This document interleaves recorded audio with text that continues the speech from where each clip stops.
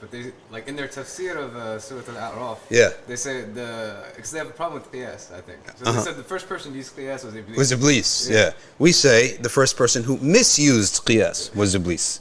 There's a big difference, right? Same when Malik and Abu Hanifa and Shafi'i, all of them said Kalaam is haram. What they meant is the Kalaam of the Mu'tazila, not the Kalaam of Abu Hassan al-Ash'ari, who أثبت الأثر. Not Sunni Kalaam. Yeah, not Sunni Kalaam, which establishes everything in our Aqeedah first, then organizes it, right? So that's the Kalaam that had become permissible, right? Not only permissible, it can be fard, as you shared earlier today.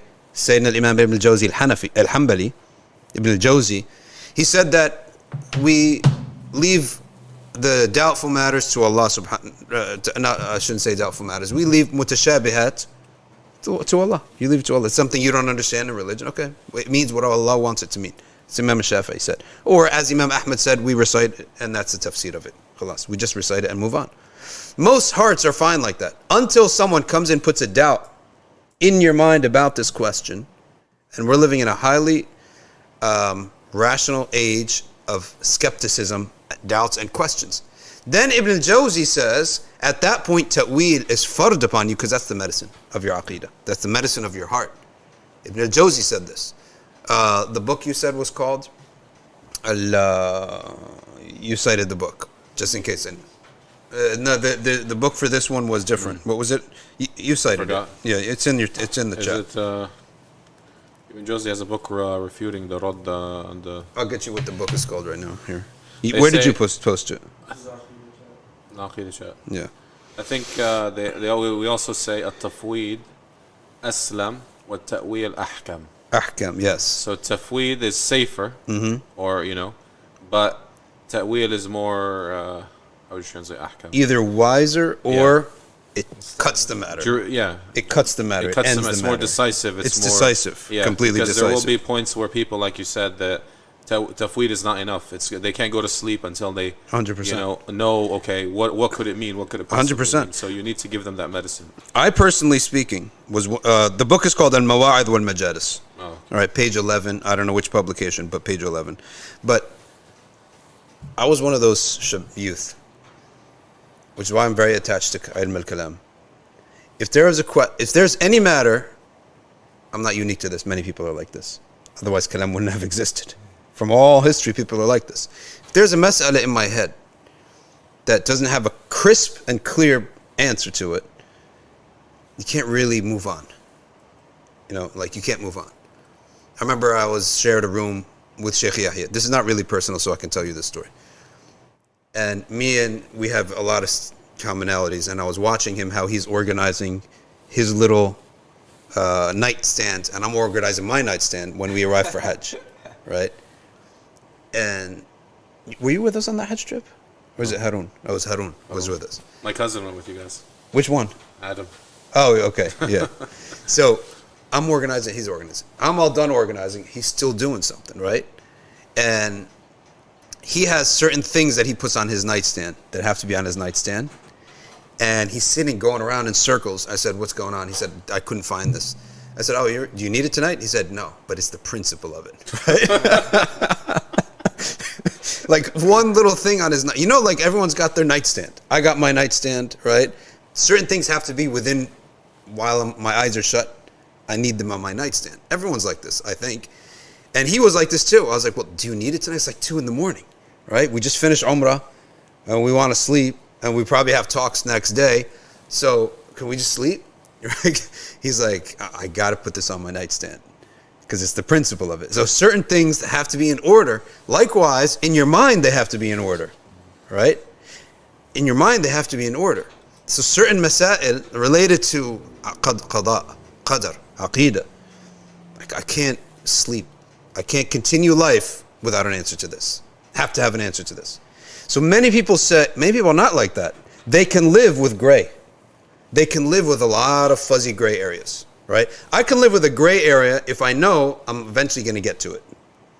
Like this is right now hanging in the middle, like what the quantum physicists say, it's in both worlds, right? It's like one or the other. We don't know yet. It's hanging there. I'm going to get to it, but just I can't get to it right now. Some people live their whole lives like this, right? And your life will get more and more smooth, like a smooth lake, like a lake that doesn't move. The more you answer all these questions and you leave no gray areas in life. And this is why, let's zoom out. Forget not talking about the mutashabihats for a second. Let's just talk about general life. Why the Sharia is so important. Because the Sharia, it actually answers humongous questions for people and doesn't even allow a doubt. And I'm talking about big issues like who are my parents? Is my dad my real dad? I can't imagine. I don't think anyone here that lives a Muslim life can imagine like that level of a doubt, that kind of a doubt. Forget doubts in theology. This is doubts in your existence. And we have people, because of the culture of zina and there's no law and all this stuff, people with that level of doubt where people don't know who their parents are, right? Or how about a guy, he doesn't know if his wife is cheating on him. Or a woman, I don't know if my husband's cheating. How could you exist with that, right? How could you exist with that? So, as a general theme to this, the general lesson out of this quote is that certain things, if you want to live peacefully, remove these grays from life, right? And some things can be gray that are so minor.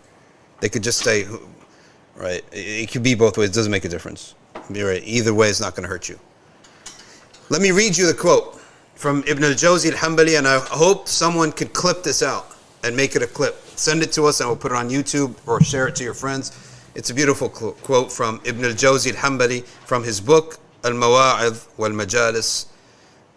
If you're able to negate tashbih outwardly and inwardly, in other words, purify your aqeedah from imagining that Allah Ta'ala is like an object in the universe, as many religionists, Christians, Jews, and Muslims have fallen into this. Okay? All of the Yahud, all of them, 100% of those who still believe in God, they are upon this. And 100% of the Christians are upon. There's not a single munazzih amongst the two. One of them is telling you directly he's Jesus, right? He's come in the form of a man. And they draw him on the Sistine Chapel. What's wrong with you people? The Sistine Chapel. They draw him, right? Putting his finger to Adam like this. Okay? Or as the ignorant of the Italians call it, the 16th Chapel. Okay? كلهم مشبهة. Well, what's the result? It's a dead religion. They're all atheists. Most of the Jews are atheists. You know that, right? They're like atheism to them is widespread. And it doesn't take you out of Judaism. But believing in Christ does take you out of Judaism. Go figure. If you're able to purify your heart from this tashbih, terrific.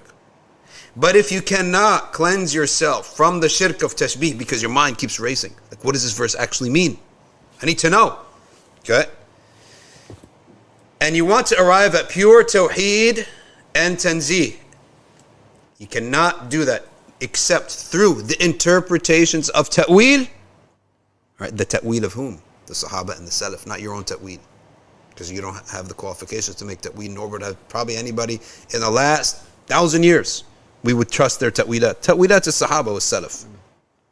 Yes, Sahaba had ta'wilat. Ibn Mas'ud had Ibn Abbas had many ta'wilat. Okay? Say 92. He said then ta'wil is better than tashbih. So if we're between tanzih is removing these thoughts, and tashbih is having these bad thoughts about Allah, then ta'wil, interpretation, is safer and better, right? Tashbih is a sickness. To imagine your Lord and the creator of the universe is something like this, some object within the universe, okay, is an illness. Ta'wil, interpreting these verses properly, is the cure. If the disease isn't diagnosed, then the cure isn't required. Like if you don't have the disease, then you don't need ta'wil. That's why you go to all the farmlands of the Muslims, and people praying and fasting for 60 years, okay, and you say something about ilm al-kalam, he doesn't know what you're talking about, right?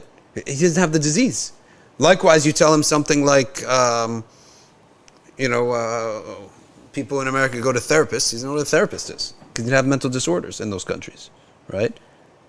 You go to your great grandma and tell her, great grandma, you ever hear of therapy? She'll be like, what are you talking about, therapy? What's therapy? It's like, because if you're depressed, what's depressed, right? They don't have certain sicknesses that the city folk might have. Okay, so that's a little entry.